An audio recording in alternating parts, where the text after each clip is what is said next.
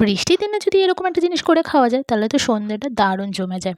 খুবই কম উপকরণ দিয়ে সন্ধ্যের এই স্ন্যাক্সটা তৈরি হয়ে যাবে। তার জন্য যেটা আমাদের প্রথমে লাগবে একটা সেদ্ধ ডিম, যেটাকে আমি গ্রেট করে নিয়েছি। তার উপরে একটা আলু, সেটাকেও আমি গ্রেট করে নিয়েছি। গ্রেট করে রাখা আলু আর ডিমের মধ্যে দিয়ে দিচ্ছি একে একে ভাজা মশলা, চিলি ফ্লেক্স, পেঁয়াজ কুচি, আদা, কাঁচা লঙ্কা, ধনেপাতা কুচি আর স্বাদ মতো নুন। এখানে আমি একটা ছোট সাইজের পেঁয়াজ আর একটা মাঝারি সাইজের আলু নিয়েছি। সমস্ত কিছু উপকরণ দিয়ে দেওয়ার পর তারপরে এখানে আমি পাউরুটিগুলোকে টুকরো টুকরো করে নিচ্ছি। এখানে আমি 4টে পাউরুটি নিয়েছি।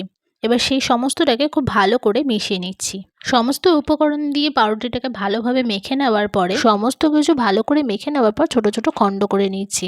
আর খণ্ডগুলোকে আমি ওভাল শেপে দিয়ে দিচ্ছি। আপনারা চাইলে নিজেদের পছন্দের মতো শেপ দিয়ে নিতে পারেন। এখানে মোট আমার 10টা জব হয়েছে।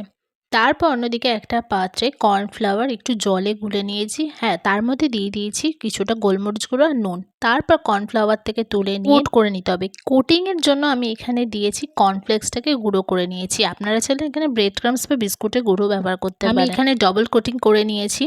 এইভাবে প্রত্যেকটা চপের আমি কোটিং করে নিয়েছি। এইভাবে চপের কোটিং কমপ্লিট হয়ে গেলে সেটাকে আমি কিছুক্ষণের জন্য ফ্রিজে রেখে দেবো। তারপরে ফ্রিজ থেকে বার করে নিয়ে তেলের মধ্যে ভালোভাবে ভেজে নিতে হবে। এখানে আমি ভাজার জন্য কড়াইতে বেশ খানিকটা সাদা তেল দিয়ে তেলটাকে ভালো করে গরম করে নিয়ে তারপরে চপগুলো দিয়ে দিতে হবে। বেশ একটু লাল লাল করে ভেজে তেল ঝরিয়ে তুলে নিতে হবে। পাউরুটি, ডিম আর আলু দিয়ে বানানো এই রেসিপিটা তোমাদের কেমন লাগলো অবশ্যই কমেন্টে অবশ্যই লাইক আর সাবস্ক্রাইব করে দিও।